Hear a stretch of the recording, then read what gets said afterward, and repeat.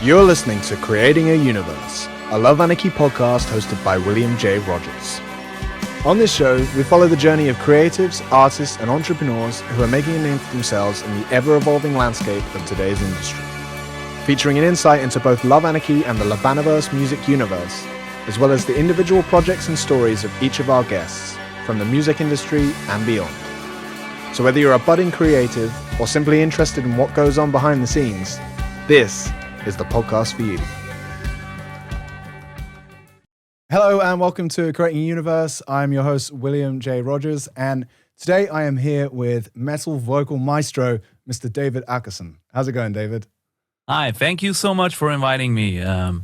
It's going fine. I'm in a slightly stressful period at the moment, but manageable. Yeah, that's cool, man. Yeah, we were just catching up about it, and it sounds like I've got you at a pretty intense time, man. So thank you for coming on the show, man. I've really been looking forward to this conversation. The best place to start would be just if you could give an overview as to who you are and the various things that you do. All right. I am first and foremost a voice teacher. It is what I do, and I've been doing it for 15 years now as my full-time day job. I also teach privately. I record a lot of vocals for many different projects, and I've been kind of specializing in doing backing vocals and choirs for many different bands. So yeah, that's basically me. I'm a singer. I sing a lot of different stuff, but probably mostly known for the metal things and the backing vocals. But mostly, I'm a teacher. Yeah, cool, man. That's really cool. And so when you say you're a teacher in your day job, as you say, a lot of people may know you for the students that you have, like metal singer students. You've got some fairly high profile ones. But I guess that's your sort of private tuition side. And then you also have a job, like an actual day job, which I believe you work with like choirs and stuff in a school, is it? Is that right? Yes, I have some different kind of lessons and classes that I teach, but so I mostly it's I have a musical theater class. I have vocal students, like lots of them, and band ensemble playing. Cool. I have some like cultural history stuff, and I also have a class in leadership and organization, as well as being the like administrator or coordinator of the arts department of the school. So when I started out, it was basically like 100% only vocal students and choir. And then it kind of evolved over the years. And when I had less voice students and got more like administration work, and I love all of that other stuff too. But it was like when I got more of that, that was when I like kind of branched out and said, well, then I'm going to do some more teaching on my own. So, evenings and stuff like that I have, or like holidays or stuff. Then I have my private students. Right, cool. So you work in like one school then, basically running that department primarily. Yes. And so what kind of age range and stuff are you often? I think it could be translated like to upper secondary school. So it's like they're 16 to 19 years old, and they like chosen music. They could do like, or they could go for like art or mechanic or whatever. They're specializing. Yeah, they're specializing. So our students specialize, and then they're supposed to like go to university and stuff like that afterwards. Do you put together things like musical productions? Yes. Now in a couple of weeks we're doing Andrew Lloyd Webber's Cinderella, the new one. Oh, they're a new one. Yeah. Cool. I haven't seen that. It's too new. It had its premiere in 2021. So it's very new. And then we have, and this is a lovely project because we have like all the second and third year students are involved. The ones who study art or like media production, and the music students. So they're all involved in this. So like the art department, they're like sewing all the clothes and doing, you know, all the props and all of that. And the media people, they are doing all the social media stuff, and they're going to film it all. And we have the orchestra and we have the artists. So I'm like I have the artist section, and then we have other students or other teachers for the other students. Yeah, the different departments. So this is like so cool. It's like so big. What's amazing as well is like, because that didn't even exist when I was at school. Like for you saying the media department are doing like social media and stuff for it. So I mean, it is really just like a full legit production. And that's the thing. We try to prepare them for like real stuff, and you know, real life. These students, when they get out, when they leave us, they've been in a production with 50 other people, you know, planning, organizing, practicing, fixing, you know, communicating, cooperating, and, you know, finally the big day. And then delivery. Yeah. And then, you know, analyzing all of it. And then we have another project next year. Right. So what did we learn? Wicked. And, you know, all of those skills and all of that you learn when you collaborate in a humongous project like this, it's valuable no matter what you're going to do. You don't have to be a musician afterwards. You could work with whatever. You could be a cop, you know, or whatever. Sure. And you know, and these are skills that will help you in life. And this is why I so much believe in musical and cultural education for each and every one. That's amazing. That's amazing because, like, as you say, like, that is what education's all about, really, right? Yeah. You know, I mean, I feel like we have too much of this in the narrative that, you know, we don't actually give. The education system often isn't giving this actual practical experience to people, and it sounds like projects like this. Yeah, like, and you know, there was one dude who he has a pretty big role in the end, but he's got, you know, so he's got opportunities to be here and there. Before that, but then was like, well, where can I be? Can I be in this scene? And it was like, well, I don't know. You have to talk to the director, and that's a student, by the way. So you have to talk to the director and the choreographer, who is also a student, and the people in costume. So you have to discuss with those. All right, will I have time to switch clothes, and where can I, you know? And then they all need to sit down and discuss, and so they find the solutions. They find it. Yeah. So and you know, we're always there as a backup, but you know, when they had that meeting, I was like, I don't care what the result is. Like you are having this, that like 17-year-olds are sitting down planning something, you know, and like, we could do it like this. Oh, you know, like that's it. Yeah. Teamwork, problem solving, cooperation, all those things that you said. That's amazing. That is so cool to hear. And so you said that, like, so do you work with them on the kind of acting performance side as well? Yes, I do. Because you said you do a musical theater class, so you are kind of like doing that whole sort of drama side of things as well as just music. Yes, I do. And it is not. I am not very well educated, but you know, I've had classes in acting, and I did a shit ton of LARPing, and nice. And you know, and also musical theater shows and all of that. So I have the experience, and I also done like local theater stuff, with like just acting. Scary when I can't sing and hide behind that, but yeah. So I've done that too. So I take care of like what you see on stage. Oh, cool. Wow, that's got to be fantastic, man. It's an amazing job. I love my job. That's great, man. That's a good place to be. But you must have done a lot of these productions, man. But do any like particulars stick out to you? And do you like choose these productions as well? Or like have a say in it, I suppose? Usually we have the students, you know, like try some scenes from different ones, and then they kind of vote. This year it was the teachers who said, we're doing this one, because we had a kind of a new idea about it. But Cool. I loved the kind of idea to this big production that we're doing now. I got when we were doing Rocky Horror Picture Show, and that one was that one. You know, I remember all of them, but that one is a little bit special because it turned out so cool.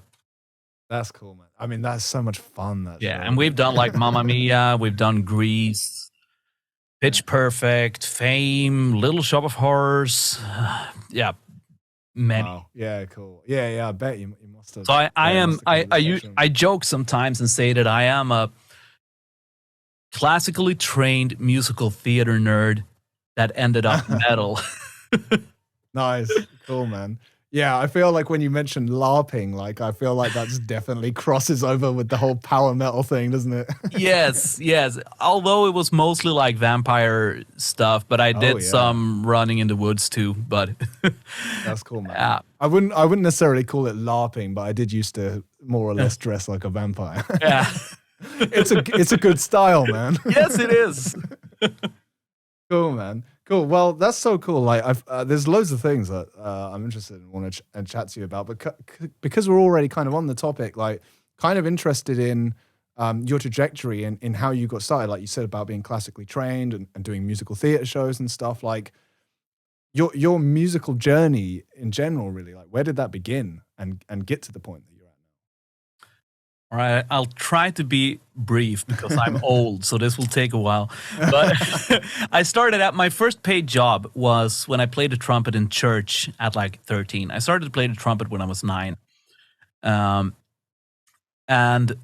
when I was, it was like, everyone gets to play an instrument. So it was the only one I could make a sound through. So that's it. And then when I was 12, I got, a little bit more into listening to rock music, and I wanted to play the bass. So I got a bass for my 12th birthday, and around the same time I started to get piano lessons. So that's where I started out, and I had a band with a friend. So I played in orchestras like twice a week, and then we had a band like once a week, and I played the piano a little bit on the side. And then it was like more orchestras and quartets and stuff like that. So it was like marching, like and the band, we started out playing like rock. We wanted to be Metallica, but then it was a little bit too hard, so we started to play more punk music. So this was you're on bass in the band. Yeah, I was playing the bass, and then when I was about to start the same kind of school where I teach now, I during the summer I was at one time at band camp. There was like a gospel side project. Like after band practice, you could choose to do this or that. You could play volleyball or whatever. Right. Yeah. So I sang in the gospel choir, and that was really cool. And I never really sung it before. So, but it worked very well because all the musicality was in place because I played the trumpet, I played the bass, I played the piano and all that. Yeah. And then I started, that's where I found out, okay, I can probably sing a bit. And then I started at a school, the upper secondary school, and I was mostly playing bass. But everyone had a class where you had to like play a little bit piano and sing a little bit. Mm-hmm. And that teacher, I think she told our choir teacher, and there was also a musical theater thing at that school. I think because there was a guy that got sick, like right before the premiere. It was Fame, actually, the music, and they were like, "Oh, what are we gonna do?" It was the lead part, and then my teacher came like, "David, I need to talk to you." Okay, what did I do? Damn it! And it was like, you're gonna fill in. It was like, would you like? It was like, you're gonna fill in in a musical theater in like 10 days. Because the voice teacher said that you had a great voice, and I know you can read sheet music. And I was like, no, I have a math exam She said, "No, I talked to your math teacher. You don't have a math exam anymore." So I played Nick Piazza in Fame, and I was so scared, and I loved it so much. Yeah, that's a trial by fire right there, man. Just thrown into the deep end. Yeah, like amazing. So that was when I got hooked on singing, and after that, I kind of continued doing everything I did, but focused more on singing and piano playing. And after the upper secondary school, I applied to the Academy of Music and started to study there. I didn't really know what I was doing. It was like, when I applied, I was just like, oh, I'm going to do it. And during the studies, when you do your specialization, you, and I started to become a music teacher, but then you do like a specialization test. So you had to do like another test, because first I was there 3 days doing tests to get in. But then once you're in, you do another test for specialization. And I applied because I couldn't decide, because I love to sing classical music and I love to sing rock. So I applied for both, which no one ever did. And I got in on both. I was accepted at both, and that never happened. Right, and there was completely separate judges, and it was really. Now I'm boasting a bit here, but it's really hard to get in. Yeah, it's really hard to get in. And like the head mod or the dean or whatever you call it, she like, I need a meeting with you. So you need to come to my office. And once again, I was like, what did I do? But then it was like, well, you got in on both. We've never had this before. What would you like to do? Oh, cool. And I was like, and I told her like, okay, what do you think I should do? And she go classical. So I did. And this was also the lady who later, when all the pedagogy classes, to me, it was a little bit slow. So I wanted to, do it quicker. So I got to read some of those classes with the ones who were 1 year before me. And that was really good, because at the end of my 4.5 year, when I only had like a half a year left, I got a job where I work now. And luckily, I was finished with everything except my final thesis. And I could write that while I was working. So that lady, she helped me twice. Nice. Yeah. I mean, I suppose it sounds like you really kind of excelled in academia. And you've also been in academia your entire life, like without any break, right? Yeah. So, I mean, I think from that regard, classical makes sense, right? I feel like that's probably a more academic form. Yeah, and I there was some pop and rock stuff going on at school too, but I did that on my own. Yeah, it's more for fun, more leisure in that way, I suppose, isn't it?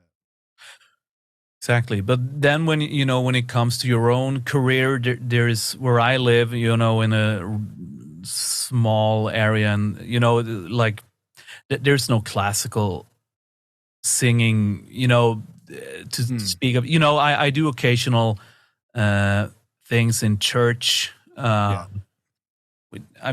Recently I did Spatzenmesse by Mozart, and so as a tenor soloist. So I do those kind of things now and then, but the opportunities are not that many. So it's classical. Yeah, and when after I graduated, it was a lot of when you buy a house, you buy a car, you have kids, so I spent some years doing what I call musical prostitution. And playing at birthday parties, weddings, right? Just playing guitar and singing.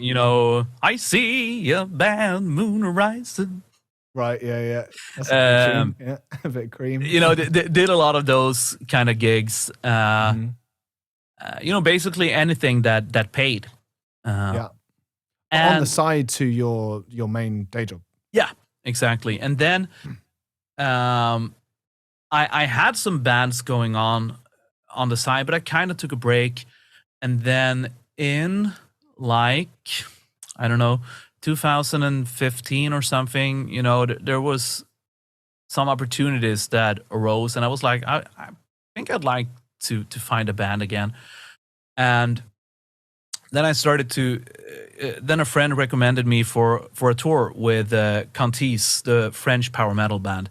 And once again, I filled in on a pretty short amount of time, and did a European tour with Rhapsody, Luca Turilli's Rhapsody, and after that, and I also did like I don't remember how, but I got in touch with a Norwegian guy named Frode Hovd, and he did a metal opera, and I made an appearance, and he liked I think he liked all the stuff I did on the song, but especially he liked the backing vocals. He was like, well, would you like to do the backing vocals for this one too? I was like, yeah, could you do that? Oh, could you do it for this one too? Yeah. and this one, and this one. Because I always used to record the different parts for the choir that I taught, okay, you don't know how to read music, then listen to this. And it was all, traditional Swedish songs or pop songs or whatever. So I already had all that, and I know how to arrange and stuff like that. So when I started to do this, it was like, I'm actually a little bit good at, I was, I'm pretty good at this. And after that metal opera and after that tour with Cantis, then, the snowball was rolling. And then after I did the Aldaria, there was like someone said, oh, did you do all the backing vocals on that one? Yeah. Oh, we have this project. And, and then from that, it was the next one and the next one and the next one. And then after that, it's been a lot of albums. It certainly has, yeah.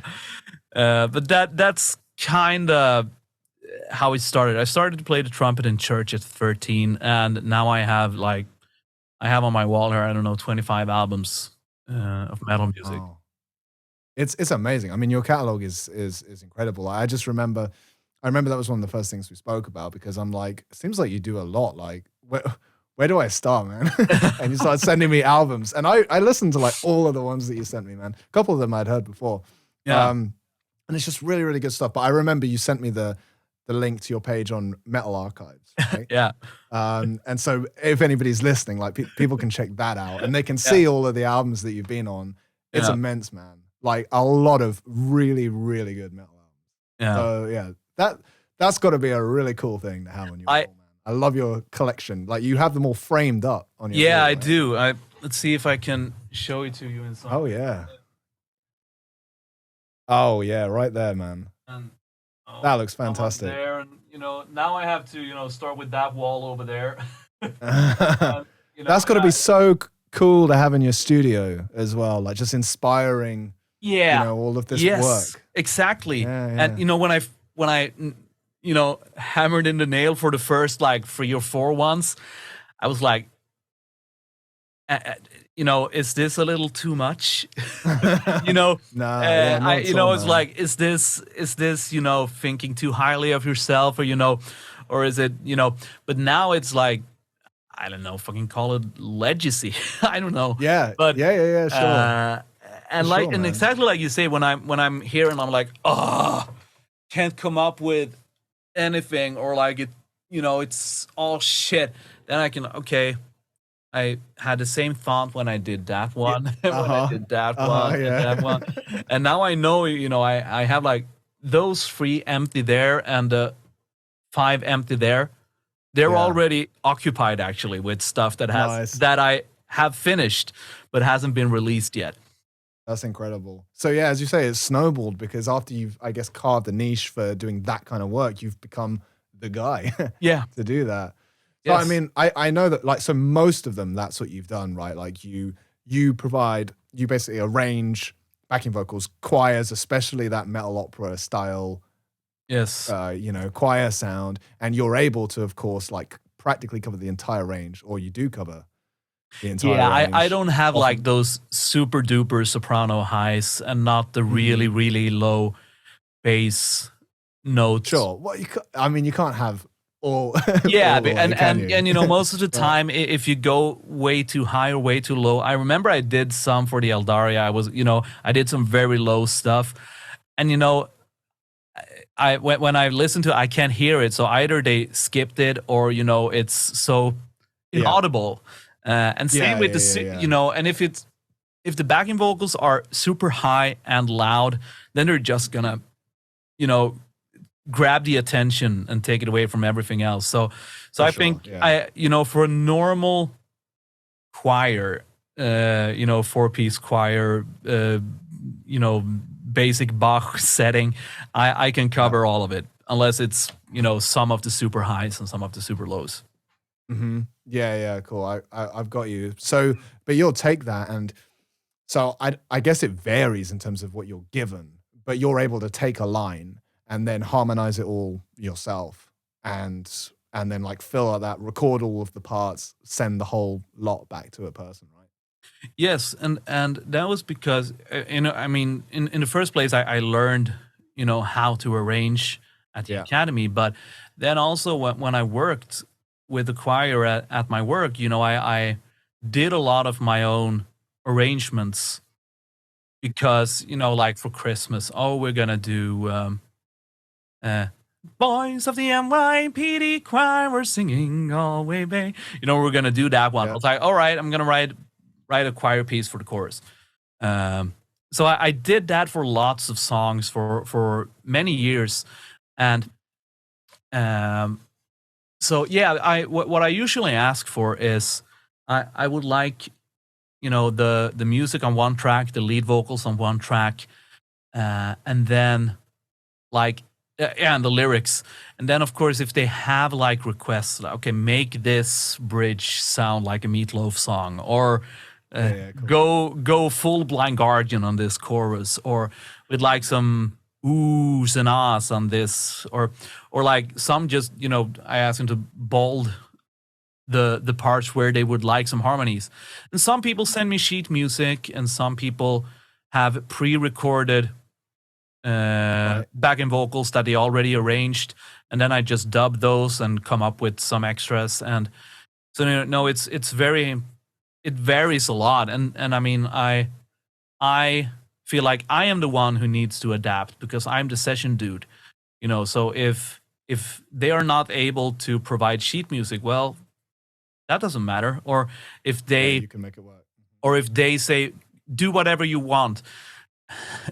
You got questions and stuff to refine. Yeah, but I can usually come up with something. And the best way, because I was always that kind of person, who when I listened to music, I was always, filling out, Nice. You could do that, or here we could, that kind of cool, slightly irritating person. that never sang the melody, or sang some extra stuff, around. Yeah. So I usually like to do that, listen to the song a couple of times, and then it will come, then the ideas will come. And once the ideas have had their way, they can work totally free, and I don't shut any idea out. And then it kind of simmers down to when I sit here and I turn the piano on and I listen, and I'm like, okay, so that idea that I had, how will it sound if I do it like this and go like, ba, ba, ba, and then I record it. And sometimes, I record and the idea sucked. That was that was like 1 hour of wasted, but and then I try something else and something else. And once you've done it a couple of 100 times, it gets easier, and you can decide in advance what will work and what will not. So yeah, of course. But you are often working them out on a piano like that, like the chords. And because you said you're normally doing like a 4-part harmony. Is that right? Or, well, normally, as you said, it's not always using harmonies. when you're going full. Yeah, that was how I was taught to arrange. So in a way, that's where I will go. But what I did most recently was for a sleazy rock and roll metal band, and there you don't want the four part night. You don't want it to sound choral, exactly. Yeah. So there we it's go. Kind of almost the opposite to sleazy rock, isn't it? Yeah, it's like one or two above, and it should sound squeaky and harsh and cool. And perhaps some like overlaying, where you repeat lyrics, like call and response things. So when I do that, I don't hear any like 4-part harmonies in here, but but I also do, like, when I knew that I was going to do this, it's the second album I do with this band. I just I called a friend who is into that kind of music. I was like, okay, what's been released the latest 4 or 5 years that I need to listen to? And then I listened to those albums, like, okay, here are some ideas. Just to, so I don't... I like that. Yeah, so I don't, like, have you don't just do the same thing every time. Yeah, I've got you. Yeah. That's cool. I mean, as you say, like you said about that flexibility, and I think that kind of almost, there's like a chameleon type nature to what you're doing there. And I guess that helps with the choir, because in order to make it sound richer, I've seen you do a bit of this, like you are kind of interpreting different voices, right? Different characters in your voice, right? In the different lines. That's really cool. Yeah, and that, and that is to get it a bit wider, and do one like this and one like this. One a bit further from the mic, and then there, just to get the image of like more people. I think I did the latest. I did an album for Bloodbound, and I think I had.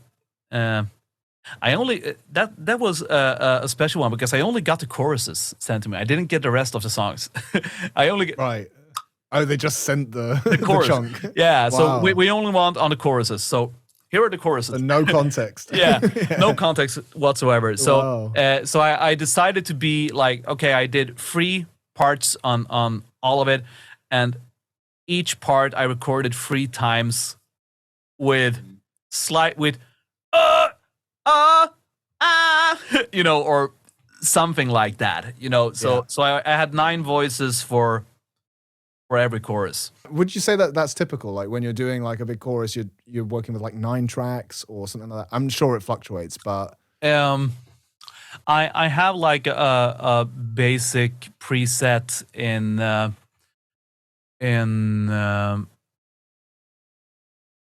Cubase that I use, but right.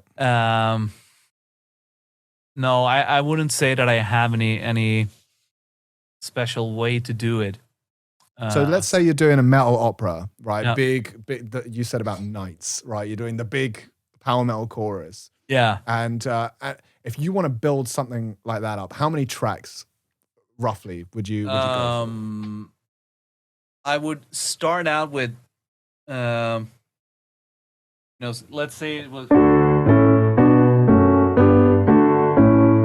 If we have the classic Pachelbel chord progression, then I would probably go.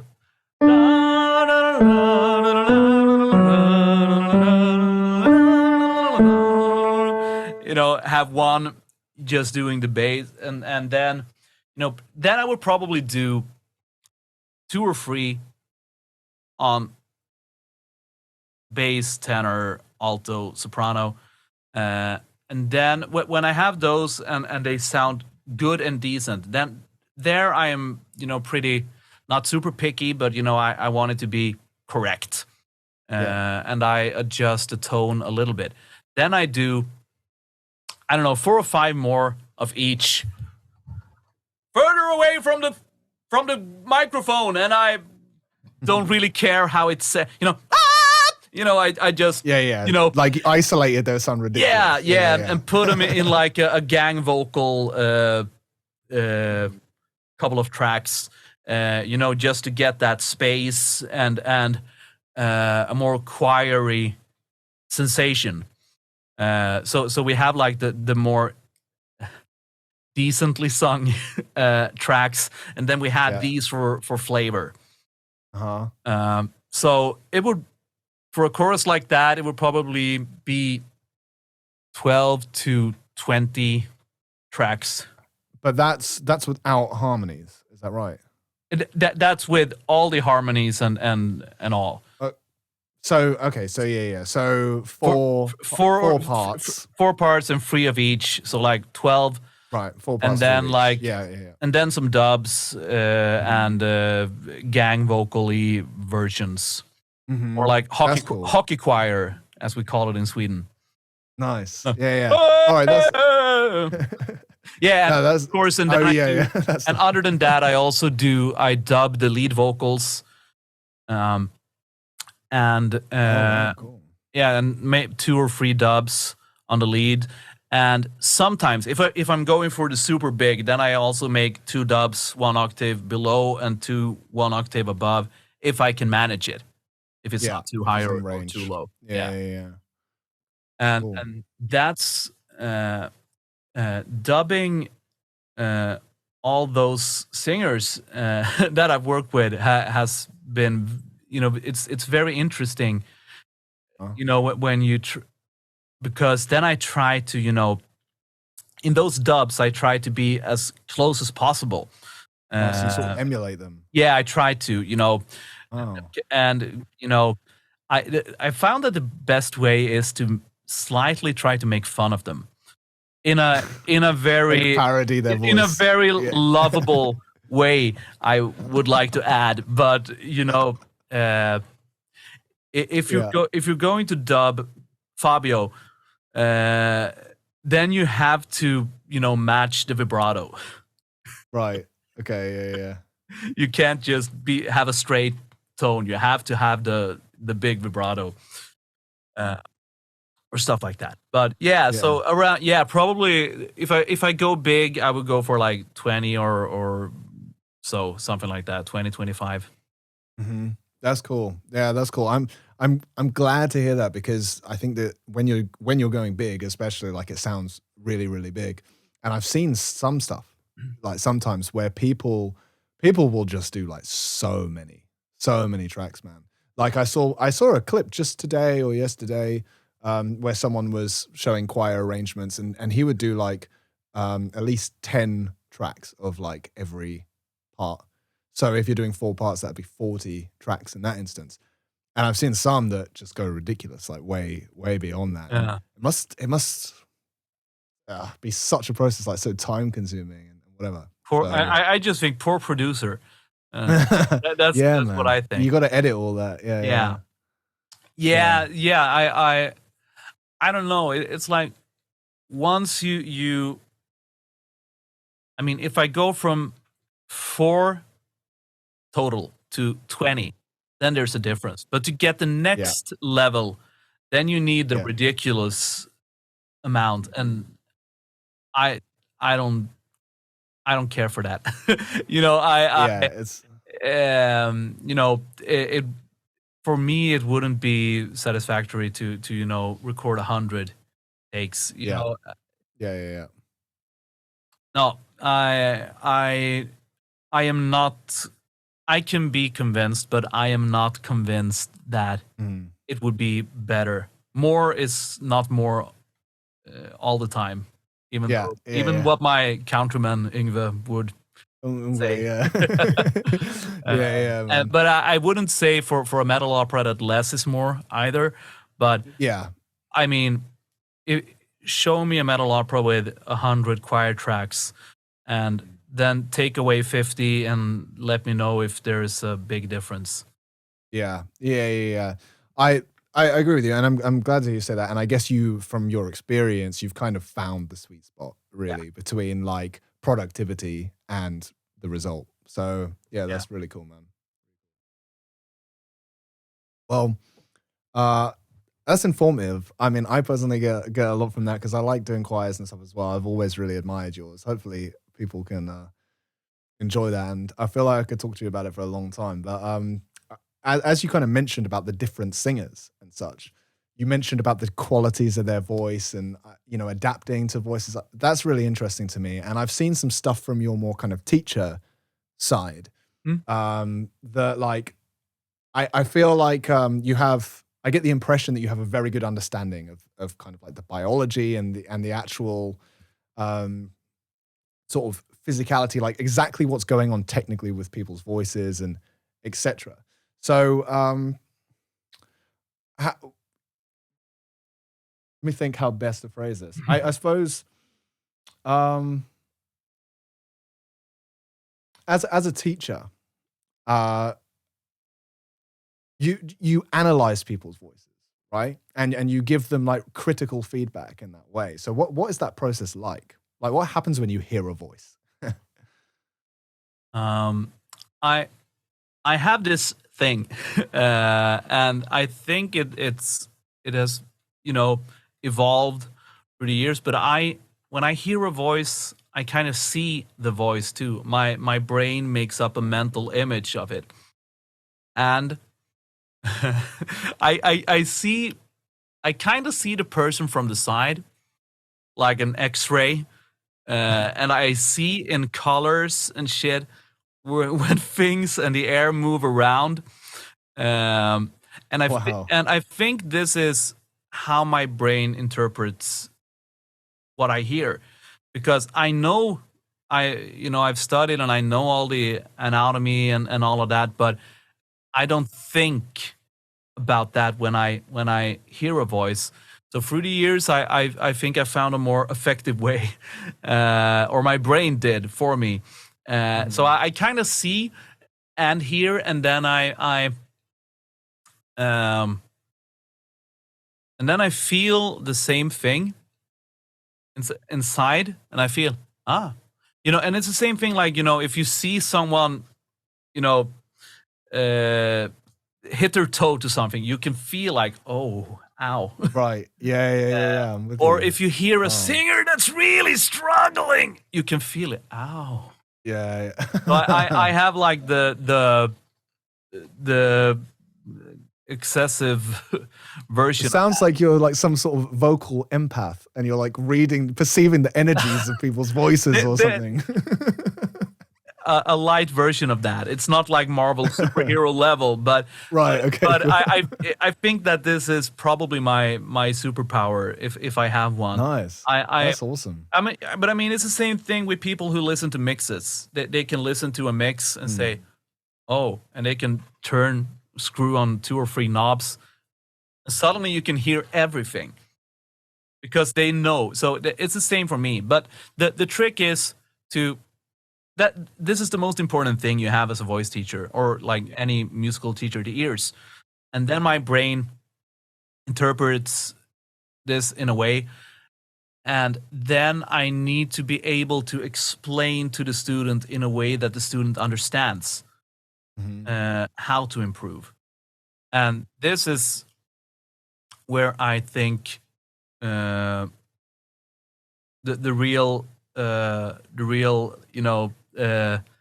finesse of the job is, because if you just speak it your own way like you always do, then you're gonna either talk above people's understanding or below. So you need to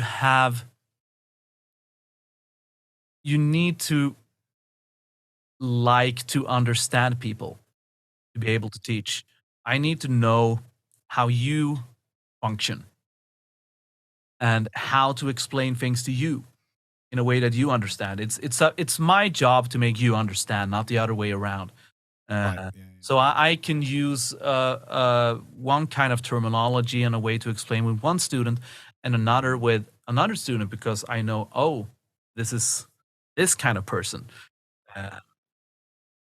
and I think that is the most important thing. You need to have good ears, and you need to have good anatomy, knowledge about all of that, and you need to be interested in how other people think, and you need to be adaptable.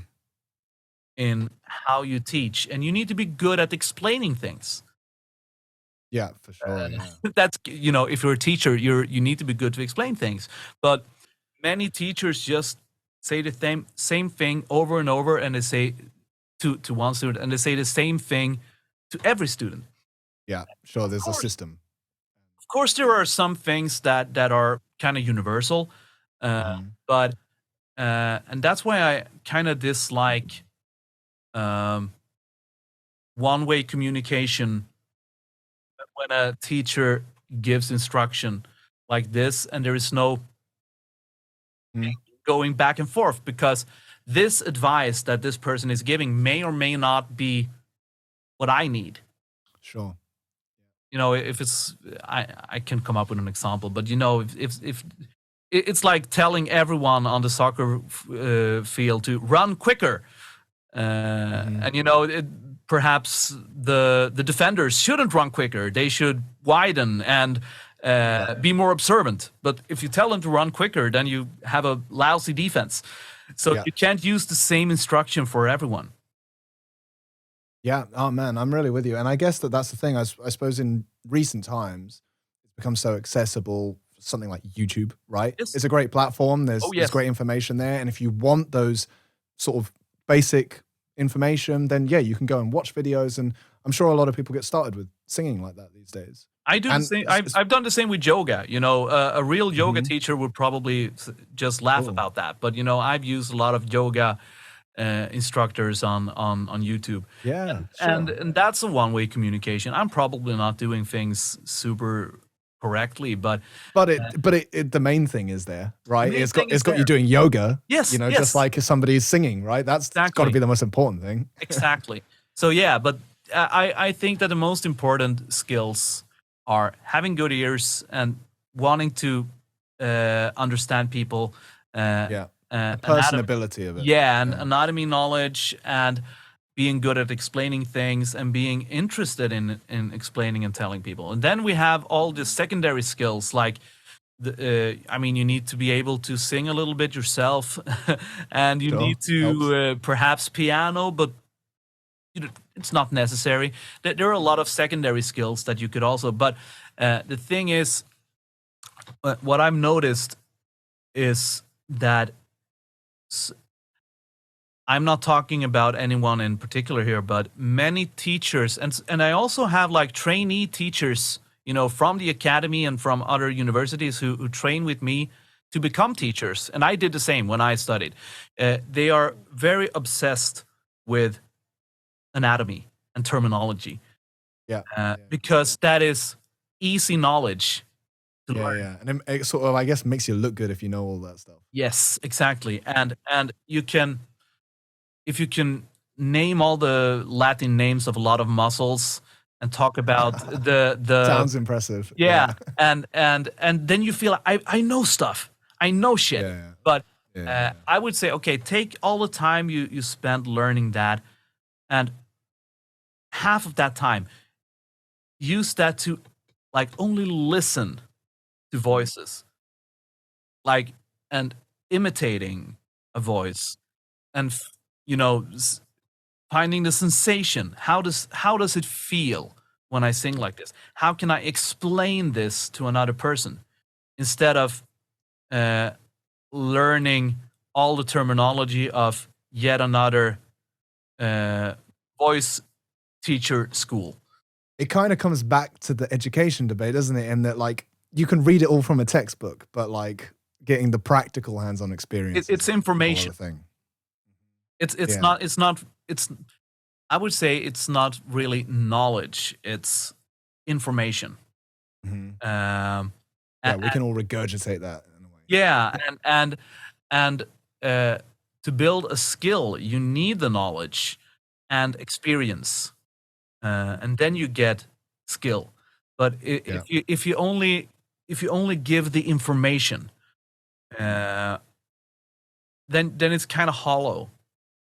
Then you're not like passing on knowledge or better yet, understanding to the student. The student doesn't have to learn fancy words. The student must learn to sing. Yeah, they must learn the connection between their ear, their brain, and their voice to hear something, process it in their brain, and reproduce it with their own voice. And the musical imagination, be able to imagine pitches and melodies and also sound. Because if you haven't decided in here what you're going to do, then you're just opening your mouth and hoping for the best. So in order to sing and to sound good, you must practice the skill of imagining your own voice. And if any of my students watch this, they will very much recognize this, that I constantly talk about singing in your mind and imagining. And this is what I sometimes think people mean when they talk about finding your own voice or other stuff like that. Being able to imagine how you sound. Yeah.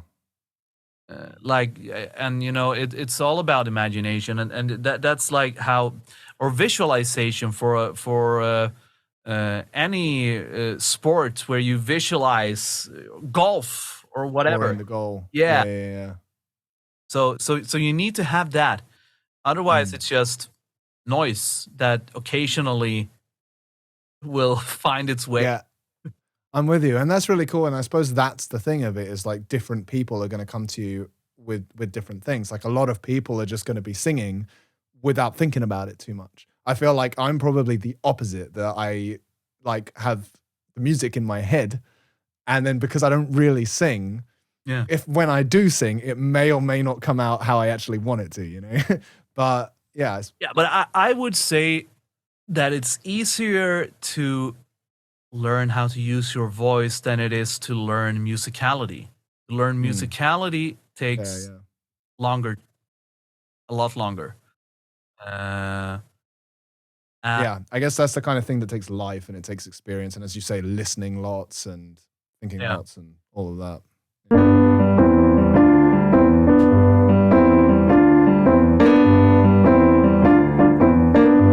Some intermission blues. So yeah, I appreciate then that in order to be like a good vocal teacher and to give good lessons, perhaps the most important thing, or certainly up there, is the adaptability and it being about the student, right? Yeah. And therefore, it's really about you responding to their unique case. Yeah, that's why I usually say that singers are the worst voice teachers. Because they're so self-centered.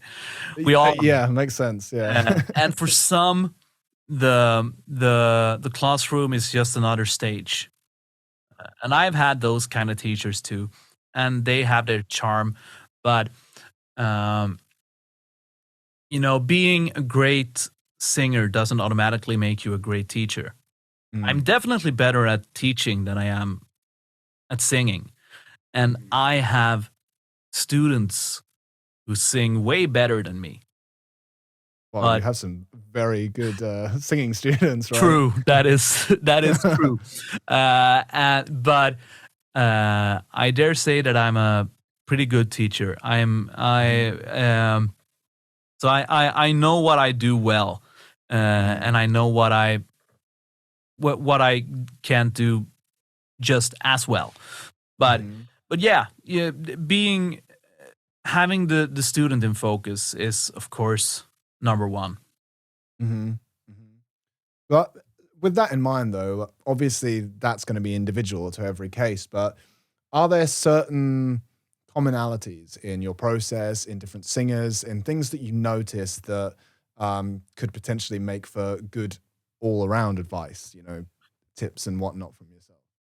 Well, with the students I have at work, I have them for 3 years, once every week, so I can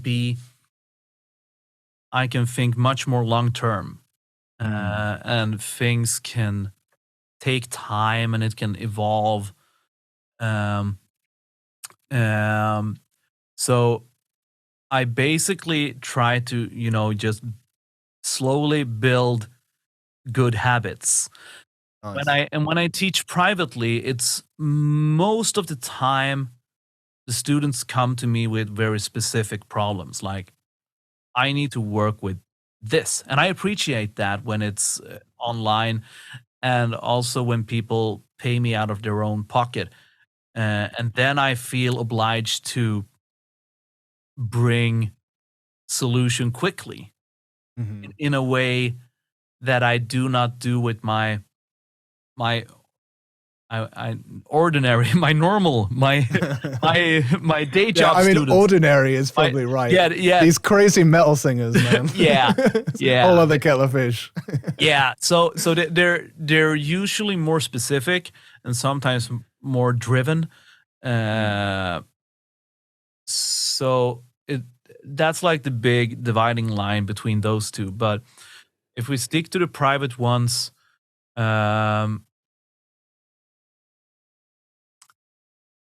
many think more than they feel. They overanalyze, and they don't play enough, fool around, play around, because the thing about playing, or if you're a kid and you're playing, that you don't know the results. You know, if you and I are going to play hide and seek, and we, all right, and then you'll William, you will hide behind the sofa. Yeah, that's not the fun. game's over. Yeah, because we don't know what's going to happen. And whenever a guitarist gets a new pedal, it's like, ooh, what happens if I do this and this one goes to 9 and this one goes to, and singers, they're like, ooh, I don't, they're sometimes I'm generalizing, but they don't play around. They don't fool around a lot.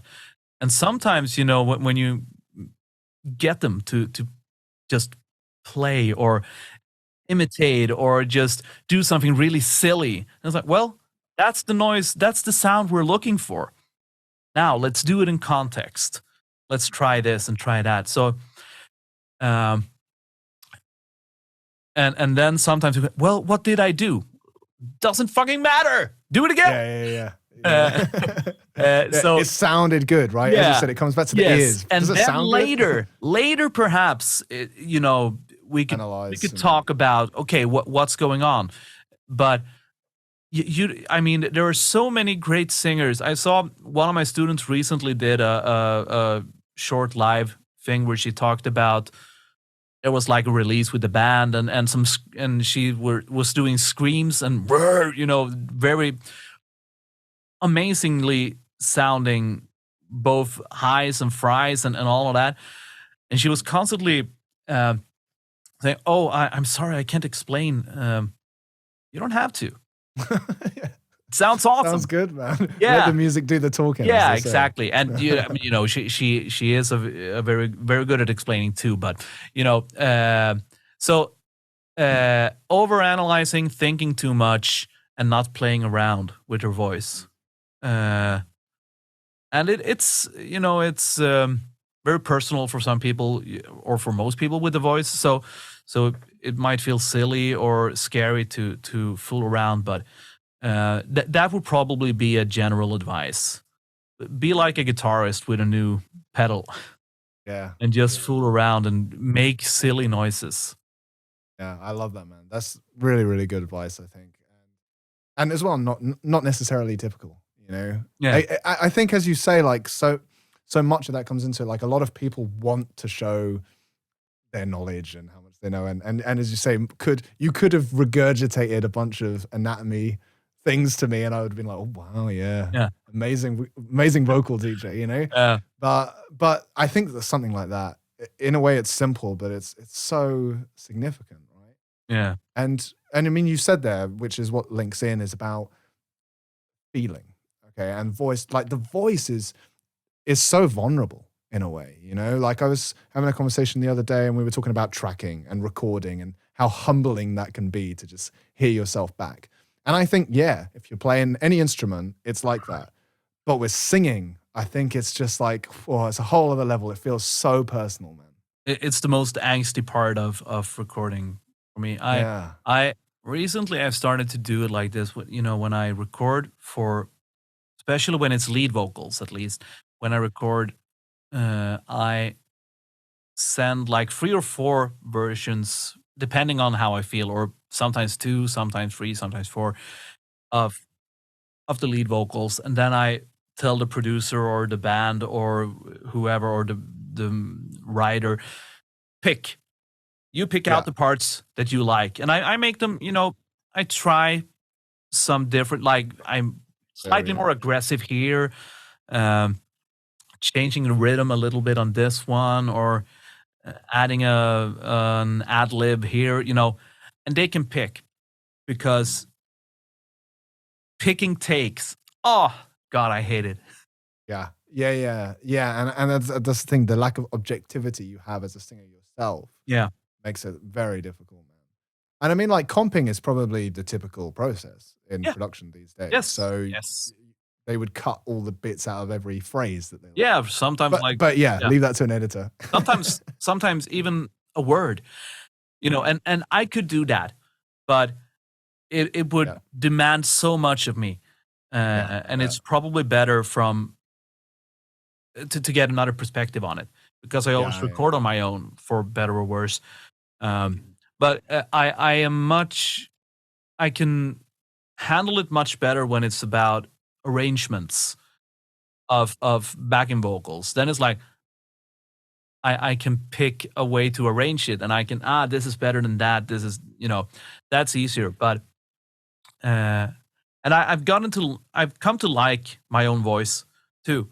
But either I feel like every take sounds like shit, or they're equally great, So it's very hard to pick. So I usually leave that to the producer or editor or whoever.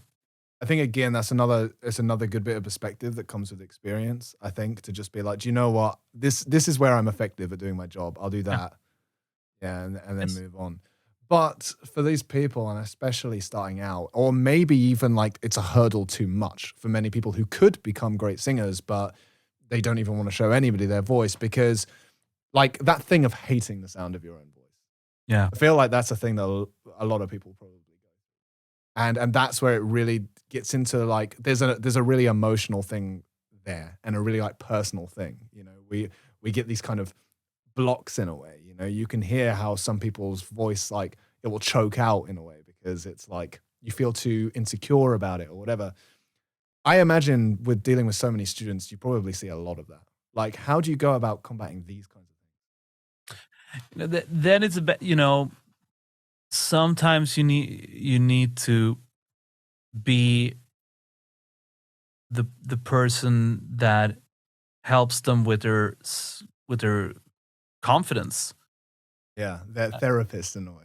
Yeah, yes, a little bit, and helping them realize that what they're doing is sounding good. And you can have the same reaction from very, very high profile, very good singers and absolute beginners. But so sometimes that's the road, but that's also a thing, because I studied psychology and when I studied a lot of it, and you need that kind of, you don't have to study it to know it, but if you don't study it, you need to learn it in another way. Because you need to know, okay, what does this person need? Some people need a metaphorical slap in the face, and like, shut up, it's great, you're just being a stupid, childish little spoiled brat, shut up and sing. And some people need, all right, I know it's very hard, I know this is personal, could we just try it one more time, and blah blah blah blah blah. And if you mix those two up, that could be a dangerous game. That could be dangerous and stupid. Well, if you slap the person that's super sensitive, then that could really hurt. Yes, or the other one, if you try to wrap them in cotton and just being Yeah, when they need a slap. Then they're like, oh, this is what I need. And they don't need that at all. They need a fucking wake-up call. Nice. Yeah.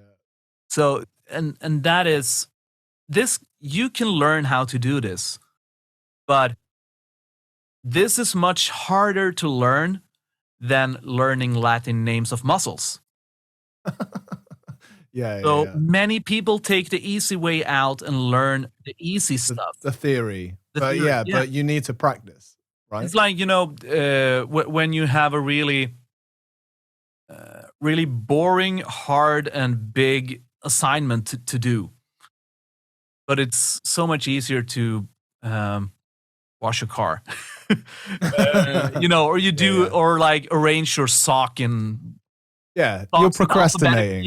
Procrastinating by doing unnecessary, easy things. Things that are unnecessary and easy. We love to do those when we have this big thing that might be, write an album. Well, I need to restring all my guitars first. No, you don't. Yeah.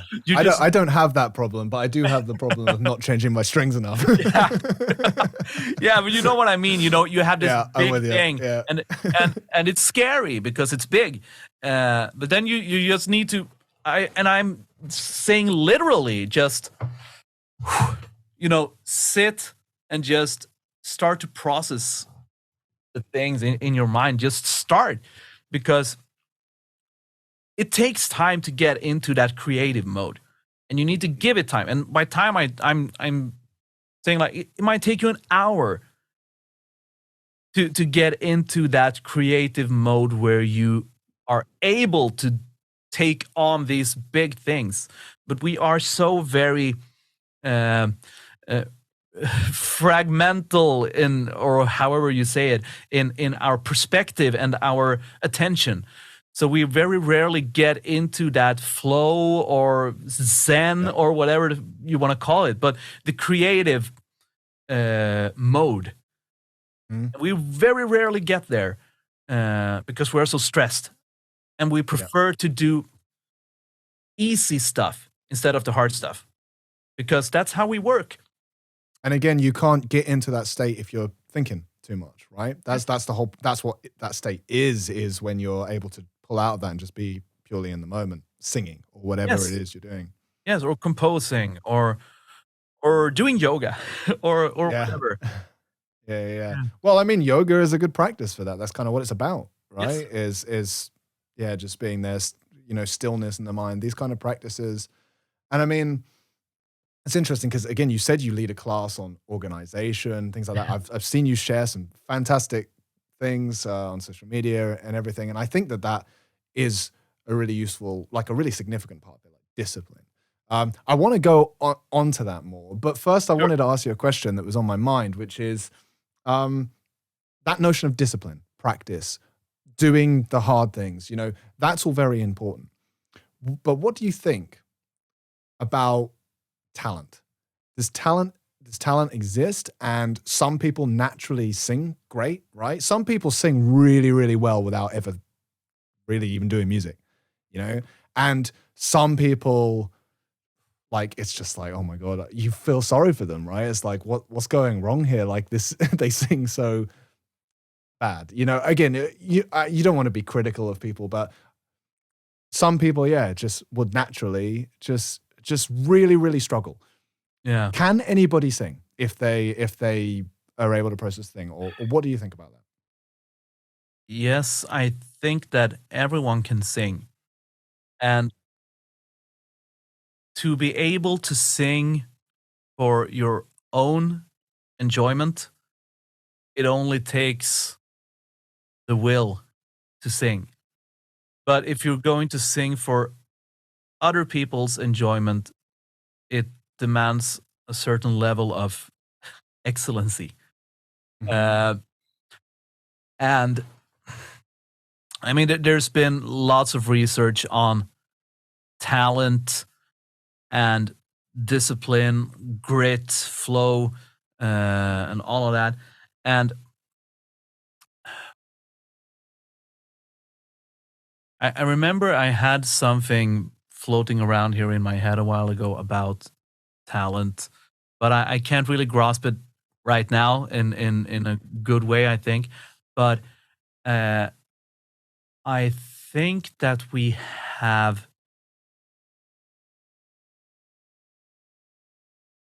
different ways of approaching problems and how we deal with obstacles. And I think that there is where the talent lies. And the talent lies in like taking down these obstacles. Yes, and having the will and the mind to be better. To be better. Yes, I think that this is the talent, and I think that those people that have that kind of personality trait, they and who harness it and develops it and lets it evolve, they can be great at so many things. And I think that these people can be great at almost anything that they decide to do. This is something that I don't know. Once again, that might be a little too self-centered or whatever. But I was a very smart kid. When I was like, sounds like it. When I was like 6 or I started to read at 3, and I was very early with all these kind of things. And my parents, I should bring my mom. She could, she could tell this a lot better than I could. But okay, so I was considered a very smart kid, and not only by my parents. And in school, they wanted me to skip a class. And when you had this kind of reading where the teacher reads a book every week to the students, so I got to read that in first grade. So I got like the challenge. And I didn't want to skip a class. I didn't, but I wrote my own books. I did like mathematical my own formulas. I was like, oh, Einstein, this is cool. I did.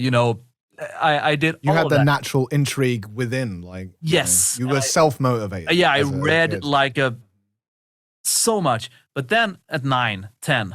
Then I started to, then I got that like focused into music.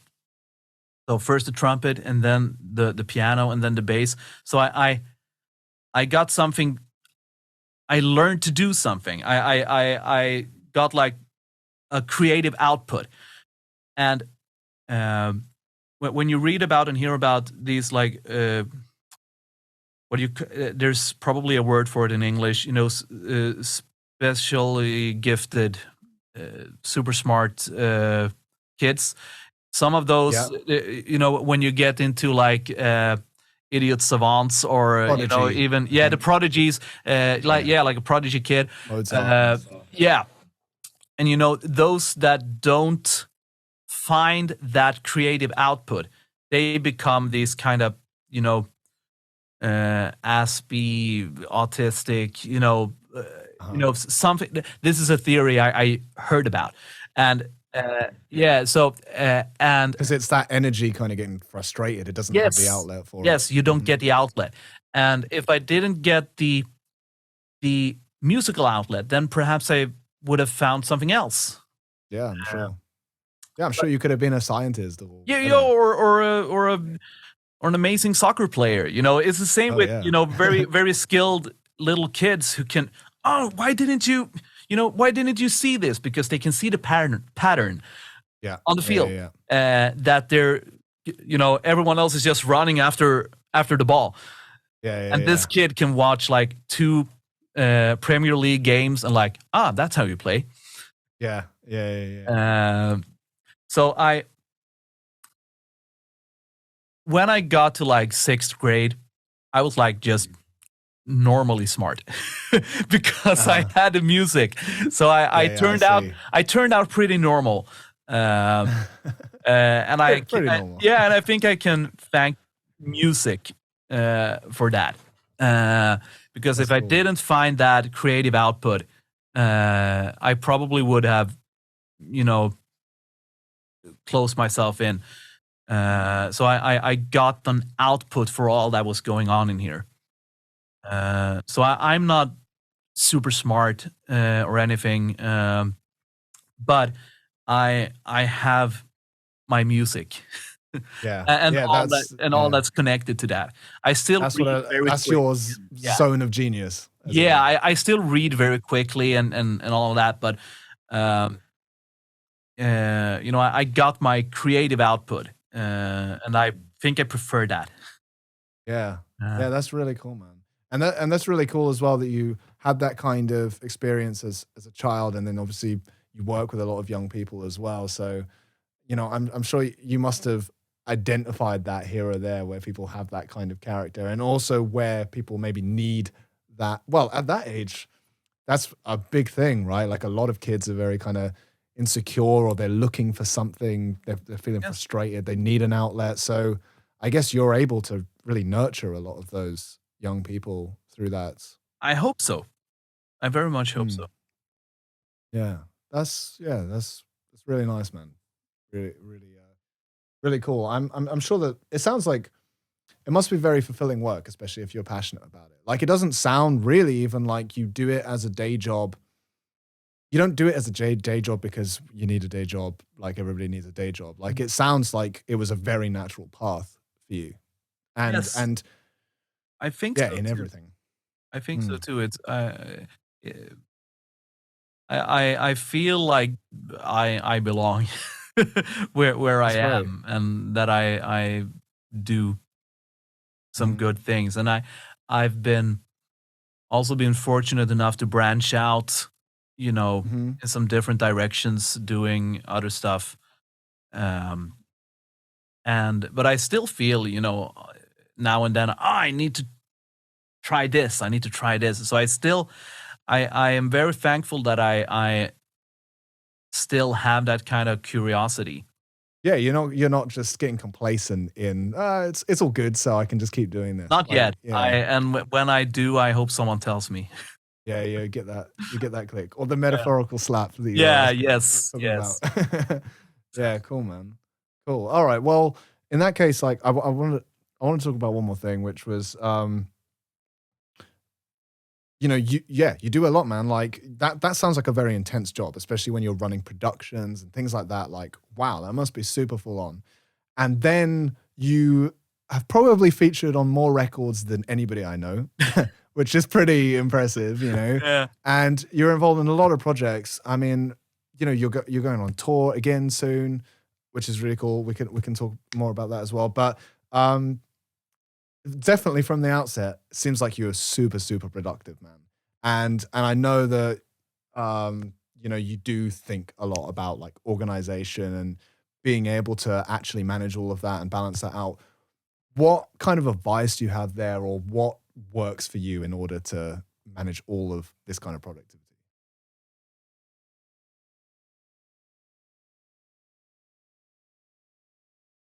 I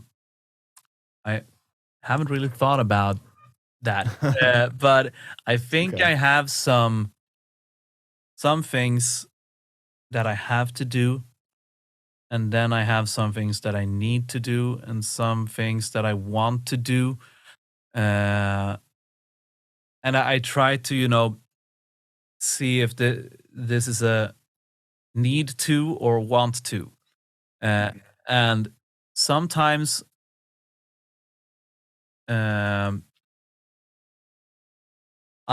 sometimes you have to be able to say no, because I have like, if I feel like a project or a band or a recording or whatever is going to affect what I have as my core, what I really do, then I will have to be brave enough to say no, I cannot do this. And so I think I really I'm a what do you I things always revolving. Yeah, always revolving, and I what can I do this? What do I want to do this? What do I have to do first? So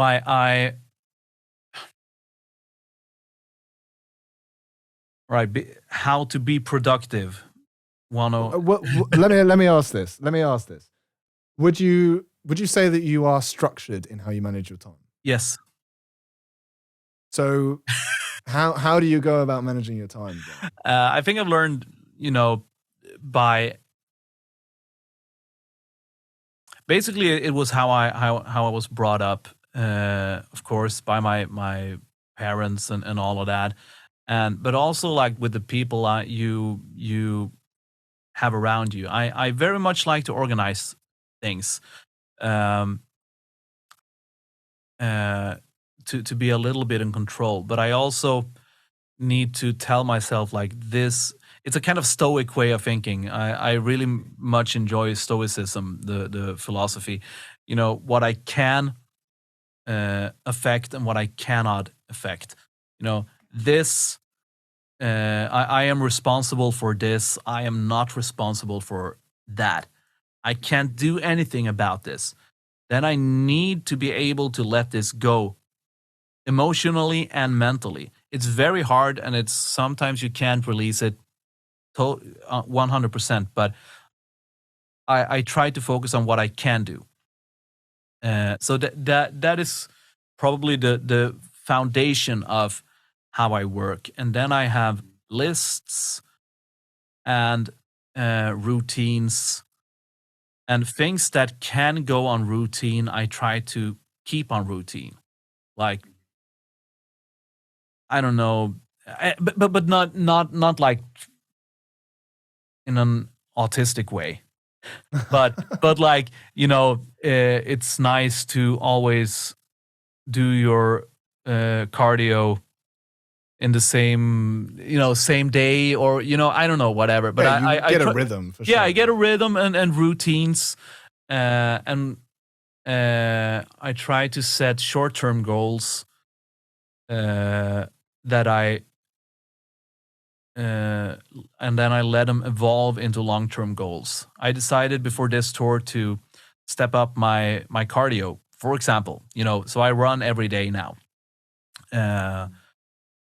and that I will. When I go on tour, I will have done that for 3 months, and after the tour, I don't know if I will continue or if I will.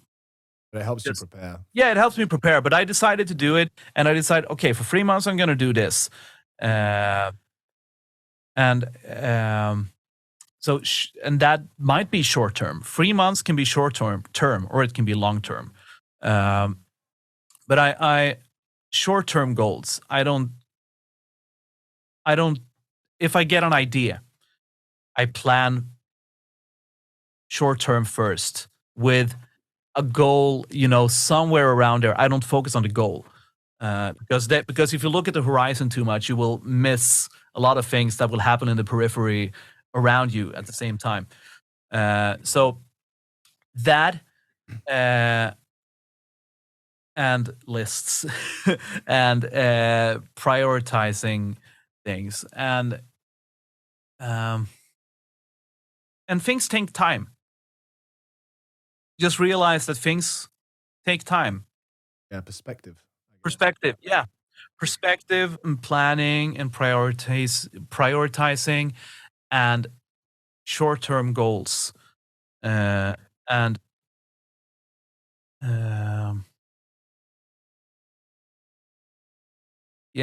I think, it's hard to analyze yourself like this, but I would say that to be productive, you need to be a little bit objective about yourself. like to say, okay, what am I doing now, and how does this benefit what I'm trying to do, what I'm trying to achieve? And if you have a goal or an idea, then you need to, okay, what do I have to do to get there? And I also have this is also like a little bit of stoicism in it. I have this ability to dream big dreams without making them my, without being obsessed with. Yes, it's not like you're determining your value in this achieving this dream. Because I have my wife and kids for that. Yeah, yeah, that's right. And I think that this is also it ties a little bit into it.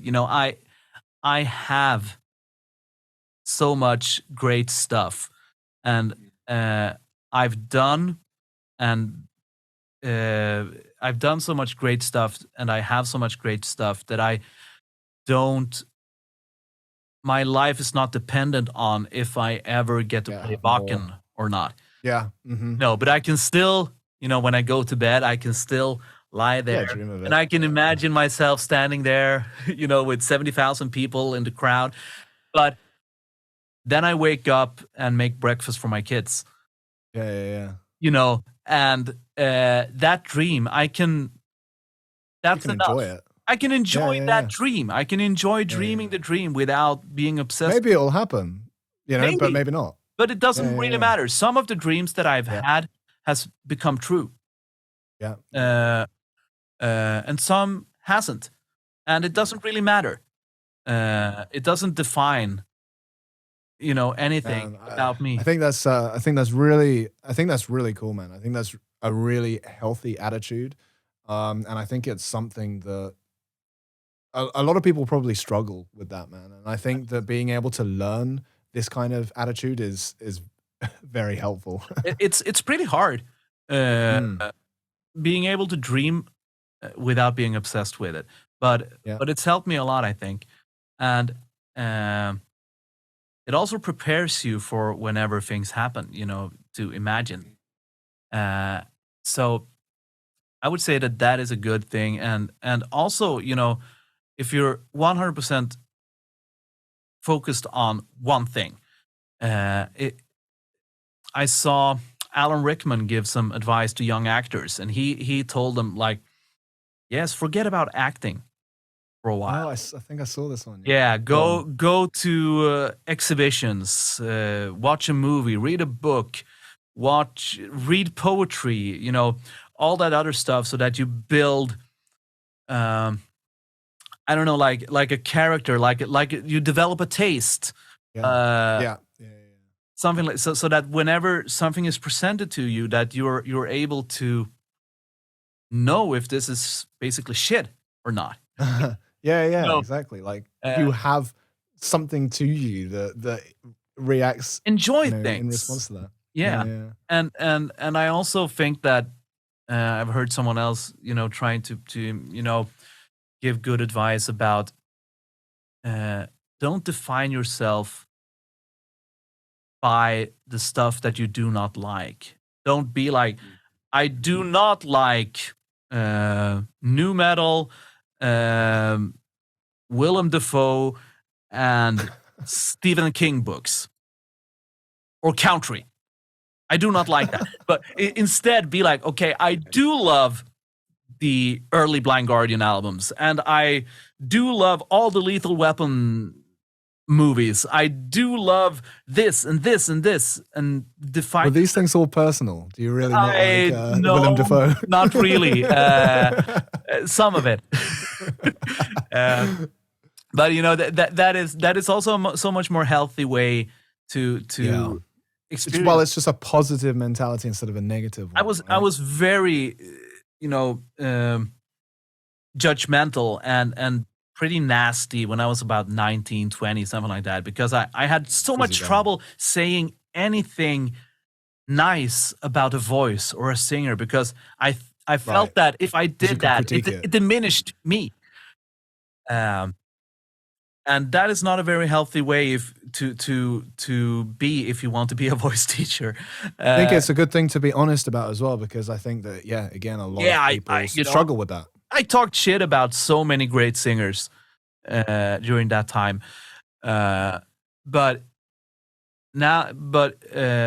I've learned to appreciate things, and I think that you need to be able to find something that you appreciate with anything, or any voice, or any, because, if you read like comment sections and stuff, and someone is trying, perhaps it's like the second video they put out, and they put their heart into this, and then you see all the shit that people's writing. Oh god.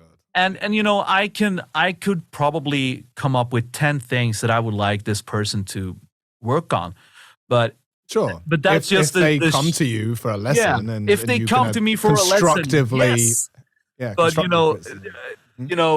uninvited, barging in and telling you need to think about this and this and that. No, cheer people on, all the time. Yeah, I'm with you. I saw that thing that you shared the other day that was a bit older, but it was so good, man. Which was about, I remember particularly about like work in progress, right?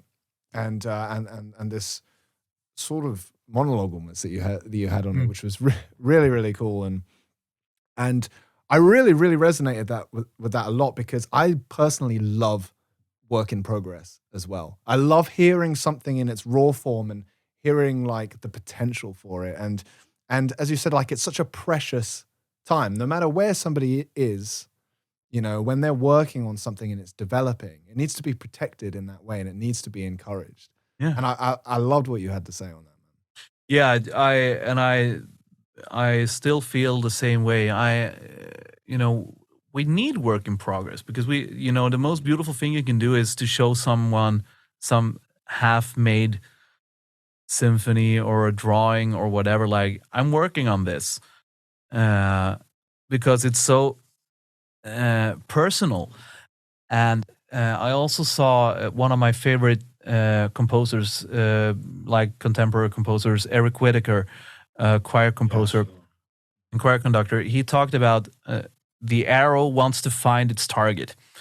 You get an idea for a project or something, and it was kind of like what I said before. If you focus too much on the horizon, you will miss the thing. Because he said, when I write a piece, I have an intention. I have something that I want to do. And it will evolve, it will change, it will, grow in this or that way. And it might turn into something that I didn't imagine at all. But at the end of the process, I will find that, yes, it is what I intended, but it doesn't look like how I imagined it. Yeah. So things will change, and I think that's important too. And not being, because we live in a world where we I mean, of course, now I'm generalizing, but we get presented with a lot of finished things. We very rarely see work in progress. So it's for some time it's been something shameful, and we want to see, when it comes to singers, we want to see the ones that has been singing in the cupboard for all their life, and then they're like the butterfly from that just opens up, blossoms into something, and those stories, they, I don't know, but they might happen, but most people work very hard for a very long time, and if we very rarely see that then people expect that magical, they want that kind of Matrix thing where you plug your brain into something. I know Kung Fu. Yeah. I always joke about that one, man. It's so perfect. It's true. I think you see that a lot of people have this attitude where they want to just be great at something straight away, and if they can't be, then Yeah, it's a shame. Yeah, you've got to be able to put one foot in front of the other. Yeah. Like see the. And in relation to these things as well, I think I've also seen you talk about, which I think is a really cool thing, is that a big part of what you do is you are an authority on these topics, right? And with your students and such, you are a mentor in that way, and that's like a huge part of the job. And I guess that's it, the kind of stuff that you've spoken about, like you know when to slap someone, you know when to nurture someone. Yeah. I think that's probably the biggest part of the job, right? Yeah. And I think that, yeah, you could call it having some sort of intuition, but Mhm. no, it's not. I've studied a lot. I've had lessons with students with an experienced teacher in the back taking notes, and after a lesson, all right, David, why did we do this? Why did we do that? And learning uh, and reading and trying whatever you read in in real life, and always having the mind in your mind that you need to get better. You need to objectively analyze what you've done. Okay, I did this. It turned out like that. How do I get it better next time? And that process is ever evolving. And as soon as those wheels stop rolling, that's when it's time to either, you know, get a kick in your ass or stop. Because I I have a lot of experience, but I feel that I have I don't know. This was deep, but like 30 or 40 years left to teach. I don't know, something. Hey, it's stoicism, right? Memento mori, like Yeah, but yeah, I yeah. don't know, but whatever. I still learn every day because every student and every lesson is another one added. And as long as they don't start to feel you know, Yeah. They're like that. engaged with the process. Yeah, Yeah, yeah, yeah. yeah. As long as I can make every lesson precious, uh, for me and the student, then I will continue to do it. Um, because I will, I will get better. Now it's like sometimes I feel when I think back, it's like, the students I had in like 2009 or whatever. It's like, oh, I'm sorry. But, Sure, yeah, yeah. but I didn't know better. I don't think I was that bad, but Of course not, but but you just know the specific. yeah, I think I'm quicker now. Yeah, Um, we gotta get better, right? Like, that's the journey, to at least it's improving. Get it better to get better than worse, right? yeah, yes. Yeah. I was curious as well, like, you said about stoicism and your approach and even the way that you had to kind of try and analyze, like, what you actually do. It strikes me, and I may be wrong, but it strikes me that this has always kind of come quite naturally to you, like it's sort of a part of your personality. Like I know that a lot of musicians, I can definitely say that I came from that. Musicians, artists, creative people, a lot of us can be like quite anxious, quite insecure, like kind of, I guess, whatever the opposite of stoic would be, right? Yeah. And and I've definitely come along that trajectory um where I've kind of found that experience of the exact things you're talking about. Like I really enjoy stoicism as well, and those kinds of things inspire me to get better. Family completely changed my life and perspective because just as you said, man, I always lived in my head. I was a dreamer, and obsessed with those goals, and kind of unhappy and anxious in a way because of it. Getting a family and everything, that puts everything into perspective because suddenly that's the most important thing and everything else is extra. So do you find that this has all kind of come naturally to you and you've had quite a naturally stable path, or um, have you also sort of struggled with some of the things, the anxieties perhaps, or the stuff that, and then gone on this journey to kind of become more like this? I I think I've always was the kind of person who did what I was told to do. You know, David, do your homework. David, practice. And I very early on, especially with that I remember from the trumpet teacher I had, I realized I kind of got the concept. I play something. You tell me how I do it better. Then I try until I get to that point. And then you tell me what I will do to get even better. And then I work until I get to that point. And this is how things work. I do something. Then someone else who knows better tells me how to do it better.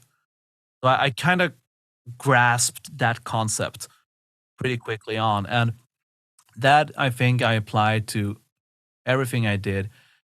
And also when it came to teaching, because I tried to teach, then someone told me, yes, this works, but you can do it like this. Right. And I practiced that because you have to practice teaching too, Yeah. So I think that inner will of improving. And then I think I must give lots and lots of credit to my wife also for, being like someone that I trust and love, who always, tells me, well, you can do this better, but in a loving way. Gives you the feedback. Yeah. And sometimes she might doesn't know how, but she, you can do it better, or like, just, why are you doing it like that? Or what? In a way, always, I think that's the kind of definition of love. She's making me better.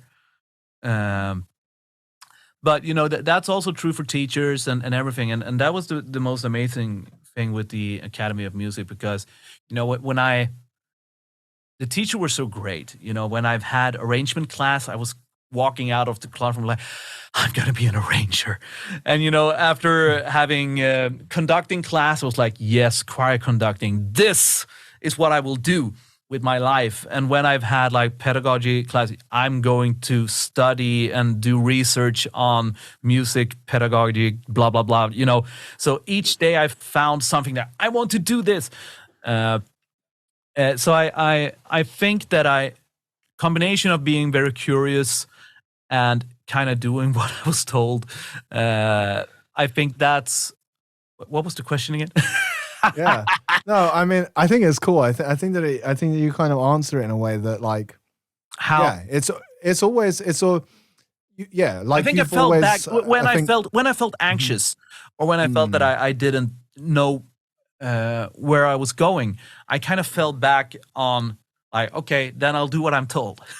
Yeah, and do what you know, and do what you're told. And I had guidance of super great teachers all around me.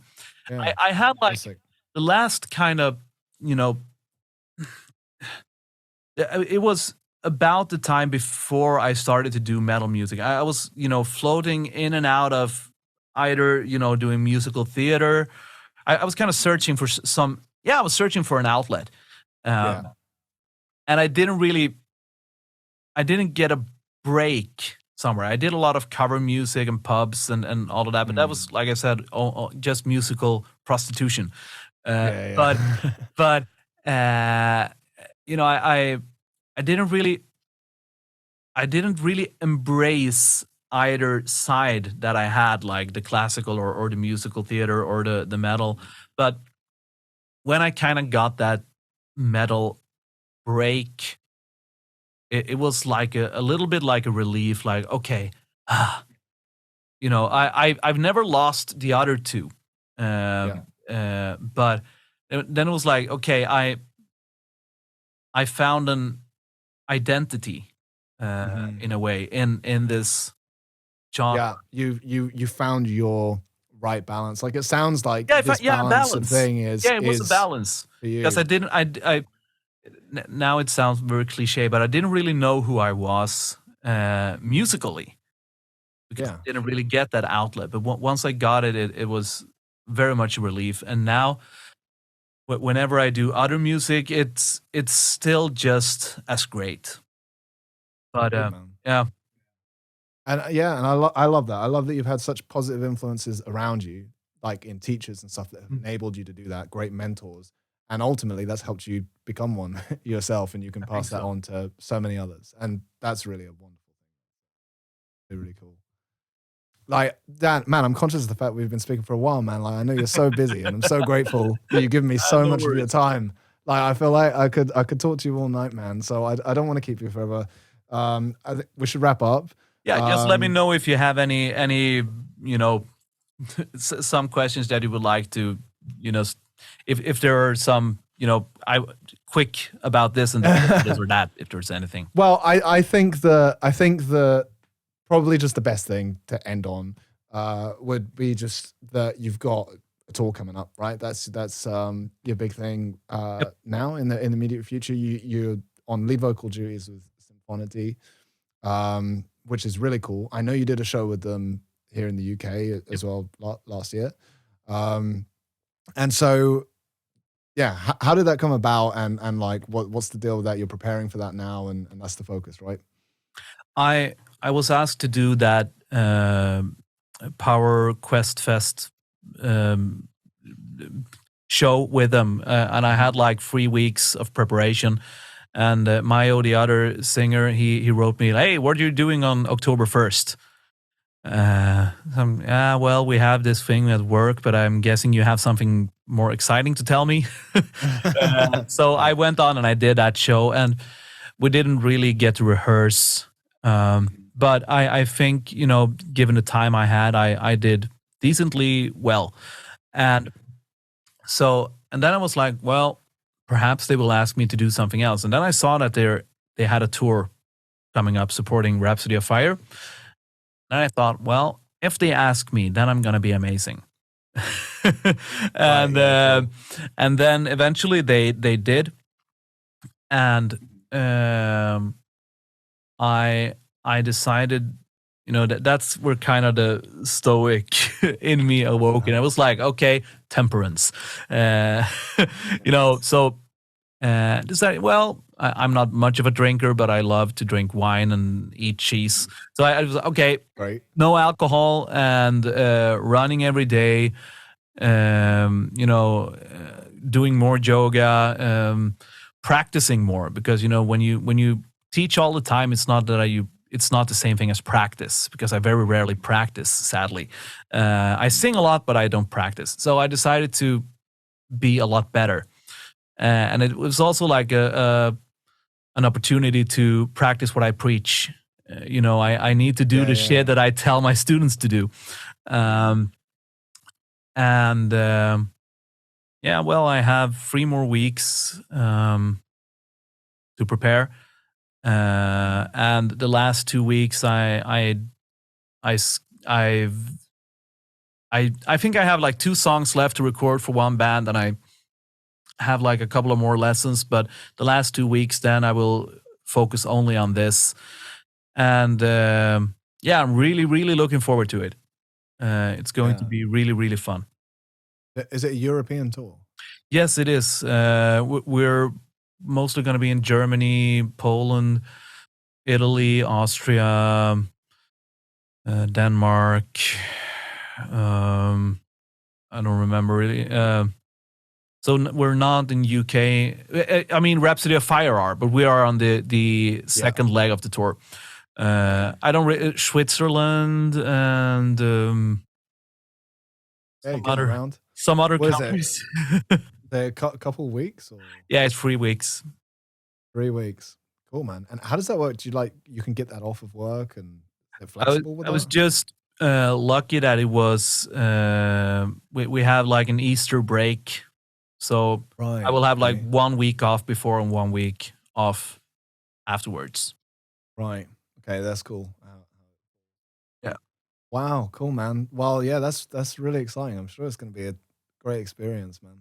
Yeah, and this so you did a tour with Contis, you said 2015, was that? 16. That last one. 16, I think. Yeah.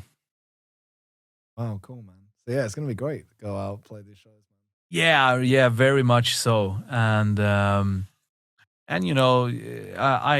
I think we all need those kind of wake up calls or like, you know, obstacles to keep us on challenges to keep us on our toes and don't get too comfortable, because if you get too comfortable you will stagnate and do the same thing all the time. So now and then we need these kind of things. Thank you so much, man. I really appreciate your time and chatting with me about all this, man. Really no worries, it was all good fun.